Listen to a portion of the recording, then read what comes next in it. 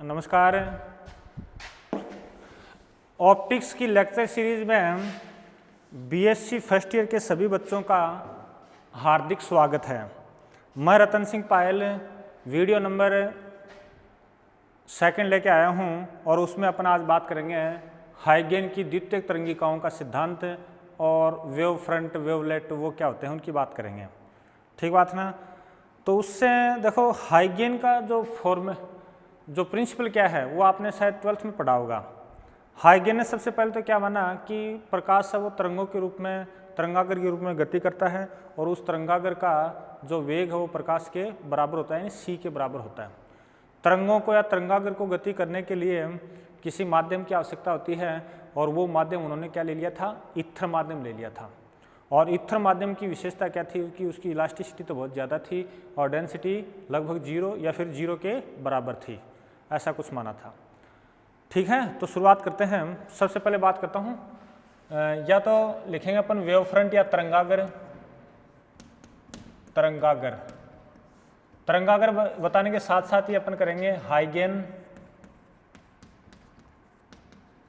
की द्वितीयक तरंगिकाओं का सिद्धांत।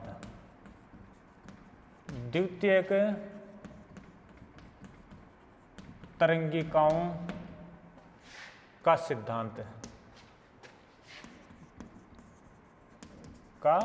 सिद्धांत ये अपने करेंगे। अगर आप इंग्लिश मीडियम से हैं तो ये याद कर सकते हो, वेव फ्रंट है, उसके बाद में the Huygens principle of secondary wavelet, Huygens principle of secondary wavelet, ये तो अपना वेव फ्रंट है। ठीक है ना। अब आओ देखो, सबसे पहले तरंगागर क्या आता है उसकी बात करते हैं। तरंगागर, तो तरंगागर के अंदर देखो किसी माध्यम के अंदर आप कुछ ऐसे पृष्ठ खींचो, किसी माध्यम के अंदर आप ऐसे पृष्ठ खींचो जिनके प्रत्येक बिंदु पर जो विक्षोभ उत्पन्न होता है, जो कणों के अंदर पार्टिकल्स के अंदर जो हलचल पैदा होती है वो एक समान हो, यानी उनकी में कला क्या हो, समान हो, तो वो क्या कहलाता है, वो पृष्ठ आपका तरंगागर कहलाता है, वेव फ्रंट कहलाता है। बात याद होगी।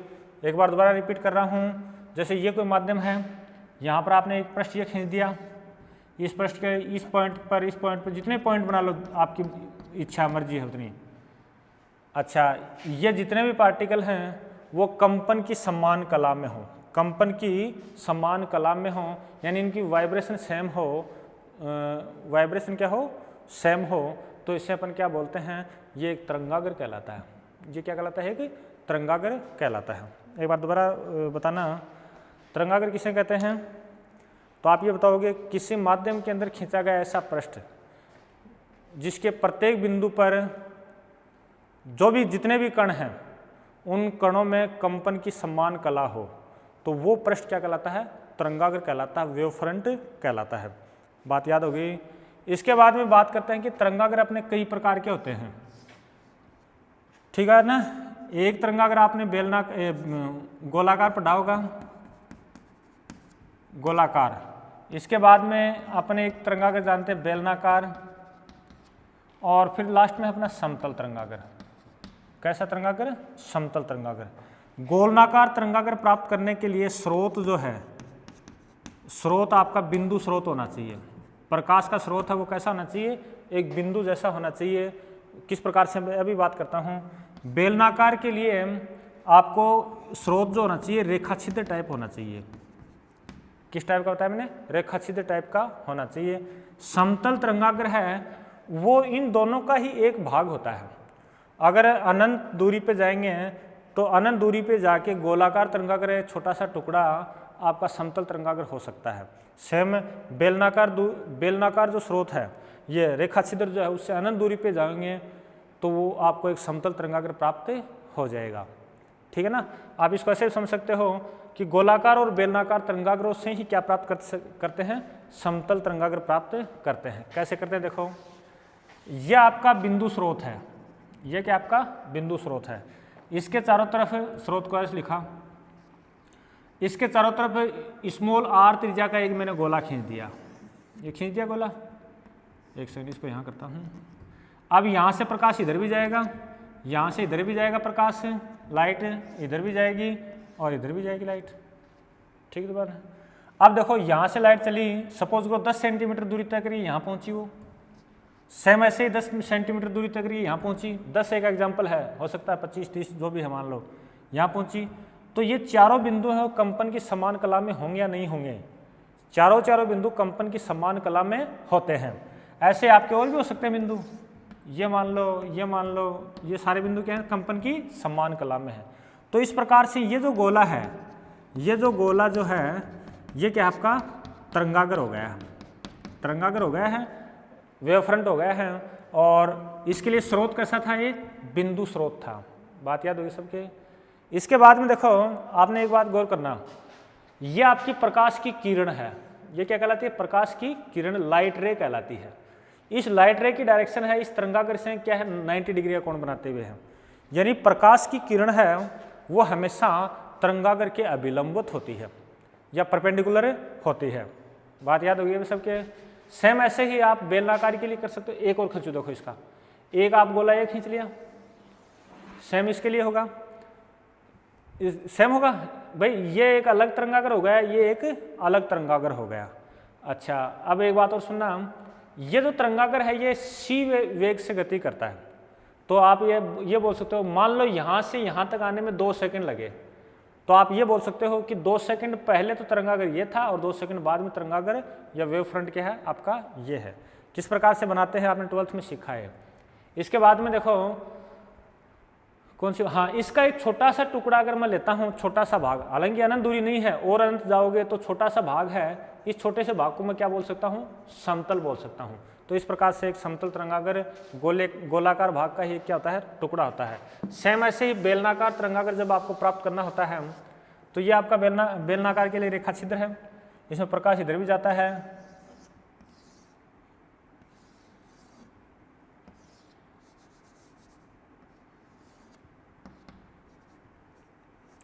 ठीक बात ना। ये आपका स्रोत है, इस स्रोत से प्रकाश यूं भी जाएगा, यूं भी जाएगा, चारों तरफ जाएगा प्रकाश, तो ठीक बात है। ये प्रकाश यूं निकलेगा। तो देखो ये तो आपका क्या हो गया? बेलनाकार तरंगागर। और ये आपका क्या हो गया? स्रोत हो गया। और स्रोत कैसा है? रेखा छिद्र है। सेम ऐसे ही ये प्रकाश की किरण क्या है? अरे यहाँ से प्रकाश निकलेगा 90 डिग्री पे तो निकलेगा, यानी प्रकाश की जो किरण है वो यहाँ भी क्या है? तरंगागर से अविलंबित गुजरती है। दोनों बातें याद होगी सबके। इसके बाद देखो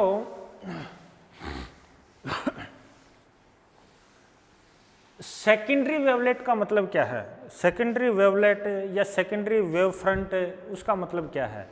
इसके लिए देखो हाइगेन ने क्या किया? सिद्धांत में कुछ बातें लिखी थी, ठीक बात ना।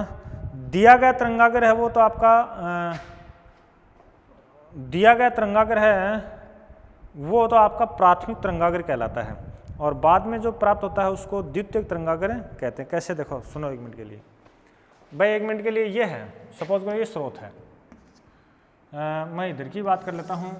ये आपको कोई तरंगागर दे दिया, इस तरंगागर पर बहुत सारे पॉइंट हैं, ये पॉइंट हैं। तो हाइगेन क्या कहता है कि इस तरंगागर पर जितने बिंदु हैं वो सारे सारे नए प्रकाश स्रोत की भांति व्यवहार करते हैं, नए प्रकाश स्रोत की भांति व्यवहार करते हैं। एक सेकंड, ये मैं पहला ले रहा हूं तो इसको बोल दिया मैंने प्राथमिक तरंगागर, प्राथमिक तरंगागर बोल दिया।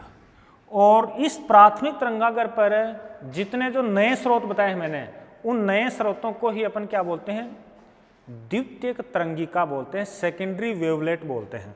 तो देखो ये जो डॉट डॉट लगा रखे हैं सारे सारे ये क्या है? चलो ये बता देता हूं। ये जो पृष्ठ है, सरफेस है, इसको तो बोला है मैंने प्राथमिक तरंगागर, मेरे हिसाब से बात याद होगी।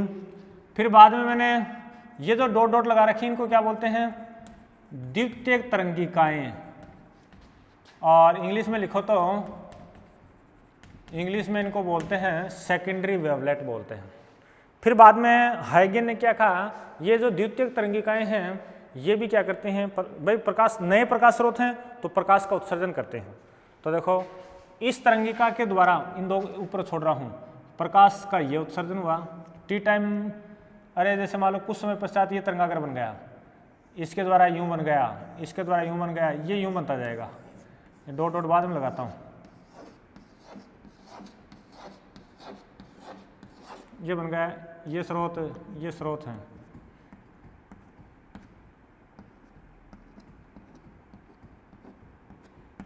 इसके अग्र पृष्ठ पर एक ये स्पर्शीय पृष्ठ खींच दें तो यह आपका क्या कहलाता है, द्वितीयक तरंगागर कहलाता है, द्वितीयक तरंगागर कहलाता है। बात ये भी याद हो गई सबके। अब एक बात सुनो, ये इसका नियम है कि एक बार दोबारा रिपीट करता हूँ कि कोई भी जैसे मान लो तरंगागर है, उसको किसी एक को तो अपन प्राथमिक तरंगागर ले लेंगे। यह प्राथमिक तरंगागर है, इस पर प्रत्येक बिंदु और नए स्रोत की भांति व्यवहार करता है, उसको अपन क्या बोलते हैं, द्वितीयक तरंगिकाएं बोलते हैं। क्या बोलते हैं, द्वितीयक तरंगिकाएं बोलते हैं। फिर आपको यह बोल दिया जाए कि टी समय बाद में दूसरा तरंगागर प्राप्त करो, तो देखो टी समय की बात हुई है, तो टी समय के अंदर तय की दूरी है वो L = CT हो जाएगी। तो आप CT त्रिज्या के चाप लगा दो, CT त्रिज्या के चाप लगा दिए, ये यानी CT टाइम के बाद में इस तरंगिका के द्वितीय तरंगिका के द्वारा प्रकाश यहाँ तक पहुँचा, ये पहुँच गया अपना। फिर बाद में देखो यहाँ पर एक स्पर्शीय पृष्ठ खींच दिया और इसी स्पर्शीय पृष्ठ को क्या बोलते हैं, द्वितीयक तरंगागर बोलते हैं, सेकेंडरी वेवलेट, ये वेव फ्रंट बोलते हैं। ठीक बात है ना। अब आओ देखो लास्ट में अपनी आज के टॉपिक की लास्ट में एक बात और, ये तो बात समझ में आ गई मेरे हिसाब से, प्राथमिक तरंगागर कौन सा, द्वितीय तरंगिका कौन सी है, ये कौन सा है। एक बार दोबारा रिपीट करूं भाई, कोई भी तरंगागर ले लिया उसको अपन प्राथमिक तरंगागर बोल देंगे। प्राथमिक तरंगागर या किसी भी तरंगागर के ऊपर प्रत्येक बिंदु जो है वो हाइगेन के अनुसार नए स्रोत की भांति व्यवहार करता है, नए प्रकाश स्रोत। नया प्रकाश स्रोत है तो वो प्रकाश को फैलाएगा, तो इसने यहाँ तक फैला दिया। ठीक बात ना। यहाँ पर CT त्रिज्या का आपने एक गोला सा खींच दिया, ये CT त्रिज्या का है। फिर इसके अग्र पृष्ठ पर जो स्पर्शीय पृष्ठ खींचते हैं उसको क्या बोलते हैं, द्वितीयक तरंगागर बोलते हैं। अब देखो थोड़ी देर पहले अपने देखो आपने परीक्षा में पढ़ा भी होगा कि व्यतिकरण होने के लिए 12th में पढ़ा होगा, दो स्रोतों का कला संबद्ध होना आवश्यक है या कोहेरेंस होना आवश्यक है। पढ़ा होगा ऐसे कुछ। अगर वो कोहेरेंस नहीं है तो उनमें व्यतिकरण नहीं होता है। ठीक बात है। इसी कारण क्या होता है कि दो बल्ब जलाने पर आपको व्यतिकरण फ्रिंजें प्राप्त नहीं होते, ऐसे कुछ पढ़ा होगा। ठीक बात है ना। यानी एक लाइन मैंने बोल दी है कि कोई भी दो प्रकाश स्रोत कला संबद्ध नहीं हो सकते हैं, क्योंकि जैसे मान लो उनके बीच की जो तरंगें यूँ चल रही हैं, उन तरंगों के बीच में कलांतर कभी भी नियत नहीं रह सकता। क्या बात याद होगी सबके। तो देखो कला संबद्ध स्रोत कैसे प्राप्त करें फिर। तो कला संबद्ध स्रोत प्राप्त करने की दो विधियां हैं।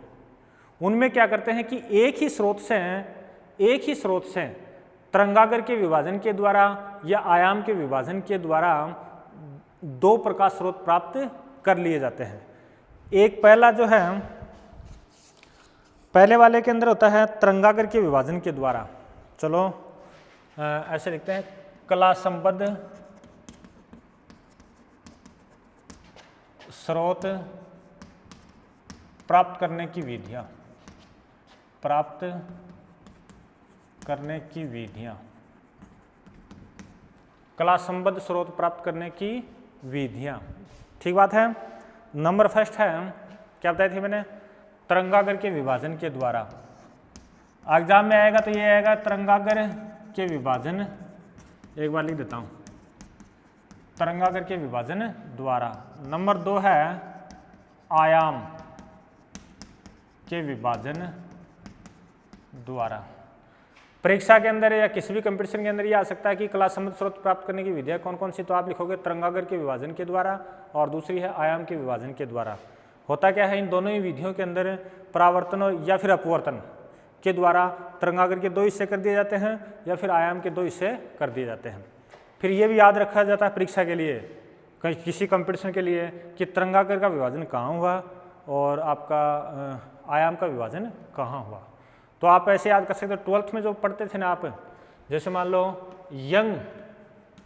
यंग वाला पढ़ते हैं, यंग डबल स्लिट एक्सपेरिमेंट। तो यंग डबल स्लिट एक्सपेरिमेंट के अंदर आप तरंगागर का विभाजन करते हैं। और एक आपने पढ़ा होगा फ्रेनल बाइप्रिज्म, फ्रेनल नहीं पढ़ा होगा तो पढ़ लो भाई, द्विप्रिज्म, प्रिज्म, ये पढ़ा होगा। यानी यंग के द्विसृट प्रयोग में और फ्रेनल बाइप्रिज्म के अंदर, फ्रेनल द्विप्रिज्म के अंदर आप तरंगाग्र का विभाजन करते हैं। सेम ऐसे ही अपन इस साल पढ़ेंगे, फर्स्ट ईयर के अंदर पढ़ेंगे हम, जैसे मान लो एक माइकलसन व्यतिकरण मापी, क्या बताया मैंने, या फिर लिखो एक तो आता है न्यूटन रिंग, न्यूटन रिंग या न्यूटन वलय, दूसरा अपना आता है माइकलसन, माइकलसन व्यतिकरण मापी, एक आता थिन फिल्म, थिन फिल्म। इनके अंदर क्या करते हैं, आयाम का विभाजन करते हैं। कैसे क्या करते हैं, नेक्स्ट किसी अगली क्लास में अपन बात करेंगे, धीरे धीरे सबका नंबर आएगा, ये सारे अपने बताए जाएंगे। तो भाई डियर स्टूडेंट्स से मेरा तो आपसे इतना ही कहना है, लगातार पढ़ते रहोगे तो ये कोई दिक्कत नहीं करेंगे, ठीक है ना। इनकी PDF आपको जल्दी मिल जाएगी। थैंक यू, बहुत बहुत धन्यवाद।